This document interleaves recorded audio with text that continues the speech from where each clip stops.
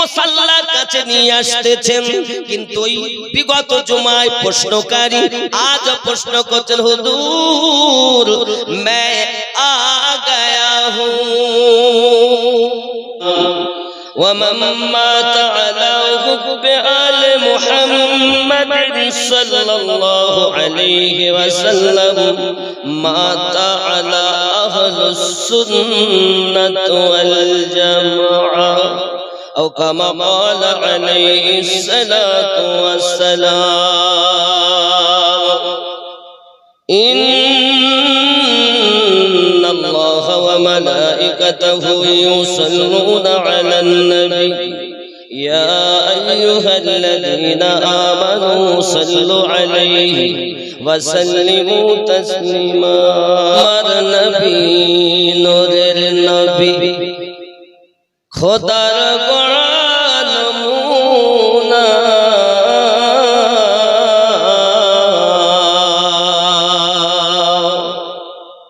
তুলনা তার দূরের কথা ওগো ছায়া মেলে না সে চিনিল নবীজিকে মাসেতে চিনিল নবীজি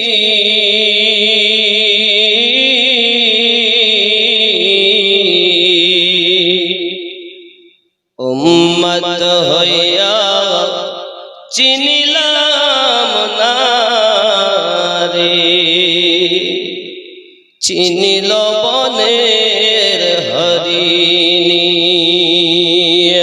ভক্তি ভরে লা ইলাহা লা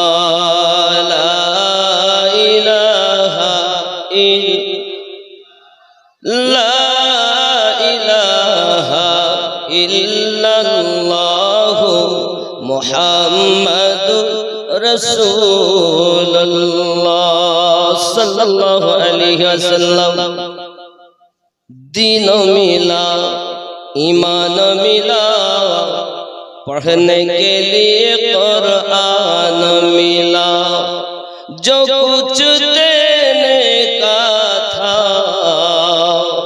सब कुछ दिलवा दिया कमली वाले ने बोलो न ला इलाहा ला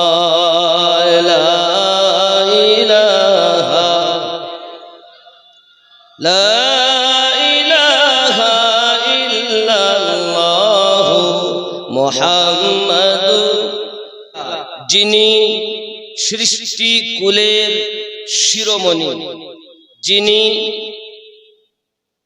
জীবন প্রত্যেক মুমিনের, तमाम নবীগণ যে নবীর প্রতি ঈমান না আনলে আদমের আদমিয়াত হতো না, থাকতো না। ইব্রাহিম আলাইহিস সালামের খলিলুল্লাহ লাকাব পেতেন না, মুসা আলাইহিস সালাম কালিমুল্লাহ লাকাব পেতেন না, নূহ আলাইহিস সালাম নাজিউল্লাহ লাকাব পেতেন না, ইসমাইল জবিউল্লাহ লাকাব পেতেন না। আমাদের নবীর উপরে ঈমান আনার পরে প্রত্যেক নবীর নবুয়াতের গ্যারান্টি আল্লাহর দরবারে হয়েছে। সেই নবীর উম্মত আমরা হতে পেরেছি। নিজেকে ধন্য মনে করে ওই রাসূলের উপরে কোটি কোটি দরুদ রহমত শান্তি অর্পিত বর্ষিত নাজিল হোক, আমরা বলি আল্লাহুম্মা আমিন। কেন চিনলি না রে মন, কেন বুঝলি না রে মন, আমার হুজুর আগারি মাওলানা কেমন। কেন চিনলি না রে মন, কেন বুঝলি না রে মন, হুজুর আমার জাফরাবাদী আউলিয়া কেমন। নয় রূপে আকার নিল ছলেতে জগৎ মাতাইল, নয় রূপে আকার নিল ছলেতে জগৎ মাতাইল, হুর পরি জিল ফেরেশতা প্রেমেতে যেতে মাগন কেন চিনলি না রে মন কেন বুঝলি না রে মন আমার হুজুর সৈয়দ জাফর শাহ আউলিয়া কেমন আল্লাহর ওলির দরবারে আমরা আসি আমরা যাই খেয়াল করেন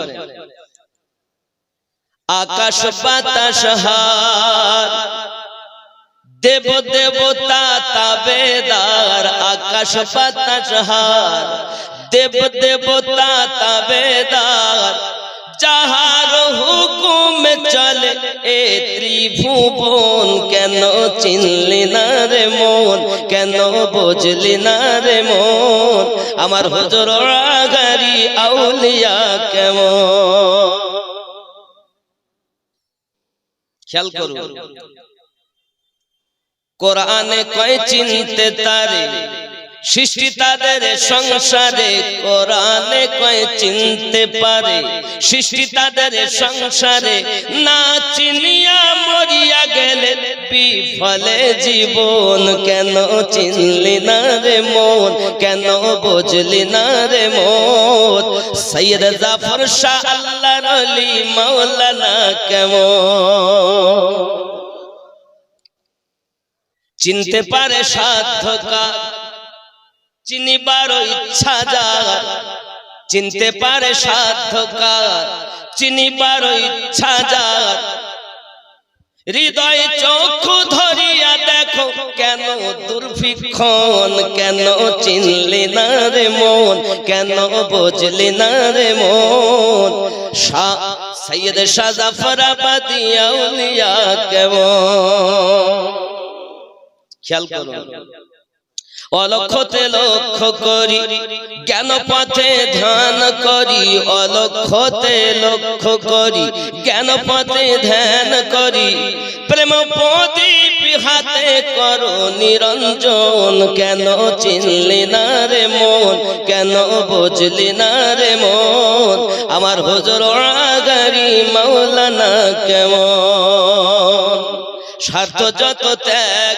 করি হুজুরের নাম এ স্বার্থ যত ত্যাগ করি হুজুরের কথা ধরি অবিরত হুজুরের নাম করো হে স্মরণ কেন চিনলি না রে মন কেন বুঝলি না রে মন সৈয়দ শাহ জাফরাবাদী আউলিয়া কেমন আল্লাহুম্মা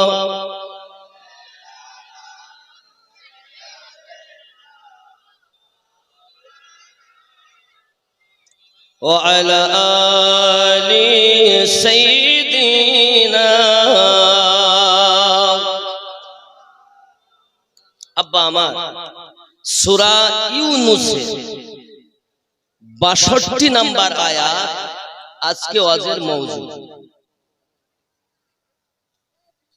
১০ নাম্বার সূরা ৬২ নাম্বার আয়াত লেখা আছে আলা হুরুফে তামবিহ সাবধান করে দেওয়া বাক্য সংযত হুঁশিয়ার করে দেওয়া বাক্য আলা আলা খবরদার হুঁশিয়ার ডেঞ্জার খতরা বিপদ কেন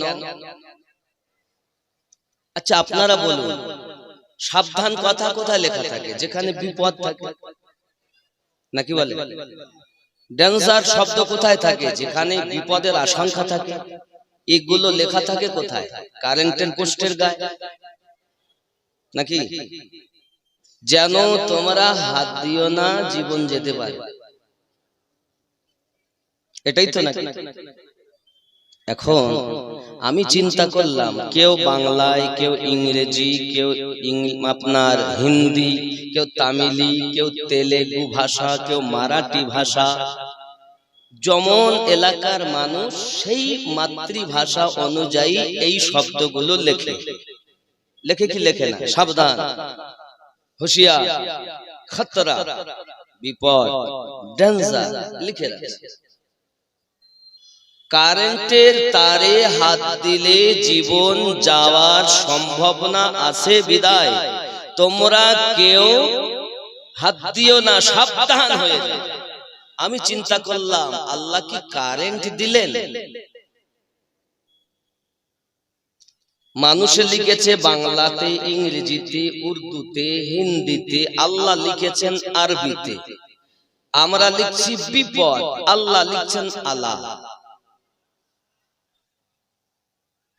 আমি চিন্তায় পড়ে গেলাম, আল্লাহ এখানে কি কারেন্ট আছে? দেখো, কারেন্টে হাত দিলে শুধু জীবন যাবে, কিন্তু আল্লাহর ওলিদেরকে নিয়ে নোক্তাচিনি করলে ঈমান হারা হবে। ইহ জগত বরবাদ, পর জগত বরবাদ। এজন্য আমি আল্লাহ, ওখানে তো সংক্ষিপ্ত ভাবে লিখেছে কারেন্টে হাত দিও না, বিপদ। মরে যাওয়ার পরে ও যদি নেককার হয় তো ওর ভালো স্থান পেতে পারে, আশঙ্কা আছে, ভালো জায়গা পেতে পারে। যদি পাপী হয়, পাপের ভোগ গুনাহ শাস্তি ভোগ করে তারপরে সে ভালো জায়গা পেতে পারে। কিন্তু আউলিয়াকে নিয়ে যদি কেউ নোক্তাচিনি করে, এহ জগত বরবাদ, পর জগত বরবাদ। তাই বলেছি সাবধান, তোমরা শুনছো আরবিতে দেখছো, আমার উলামায়ে কেরাম সেগুলো স্পষ্ট করে তোমাদের মাঝে তুলে দিবে আলা।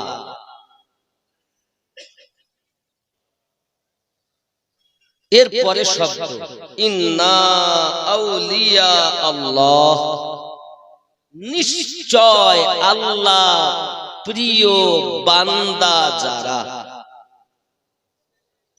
লা খাউফুন আলাইহিম, নেই কোনো ভয় ভবিষ্যতে, ওয়ালা হুম ইয়াহজানুন, এবং না আছে অতীতের কোনো চিন্তা।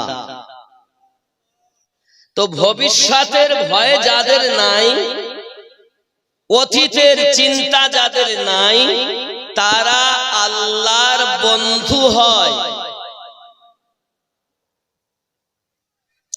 আল্লাহ পাক রব্বুল ইজ্জাত বলেন, আমি কিয়ামতের দিন প্রত্যেক জাতিকে ডাকবো তার ইমামের সঙ্গে।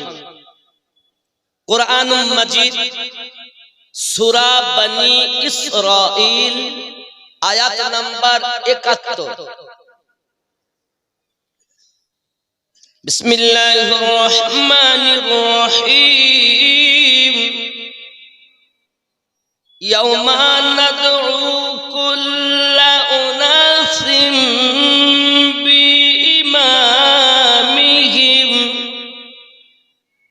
স্মরণ করো ওই দিনের কথা যেদিন আমি আল্লাহ প্রত্যেক কওমকে তার ইমামের সঙ্গে ডাক দেব।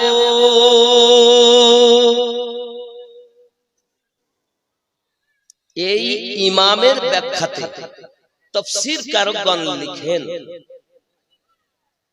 ইমাম বলতে কে? দুনিয়ায় যার কথা শুনে তুমি জীবন পরিচালনা করেছো, সে যদি হকের দাওয়াত দেয় সেটাও, সে যদি বাতিলের দেয় সেটাও। পথ প্রদর্শক কে হবে? আল্লাহ পাক রব্বুল ইজ্জাত সূরা আল কাহফের 17 নম্বর আয়াতে ঘোষণা করলেন। মহান আল্লাহ পাক বলেন, বিসমিল্লাহির রহমানির রহিম। মান ইয়াহদিল্লাহু ফাহুয়াল মুহতাদি ওয়া মান ইউদ্লিল ফালান তাজিদা লাহু ওয়ালিয়্যান মুরশিদা। আমি আল্লাহ যাদের হেদায়াত দান করি তারা হেদায়াত প্রাপ্ত হয়, আমি আল্লাহ যাদের পথ ভ্রষ্ট করি পথ প্রদর্শক হিসাবে আউলিয়াকে মুর্শিদ রূপে পাবে না। আল্লাহর কোরআন বিধান অটুট বিধান, আল্লাহ যাদের হেদায়াত দান করে তারাই শুধুমাত্র হেদায়াত প্রাপ্ত হয়। আল্লাহ যাদের পথ ভ্রষ্ট করে, পথ প্রদর্শক আউলিয়াকে মুর্শিদ রূপে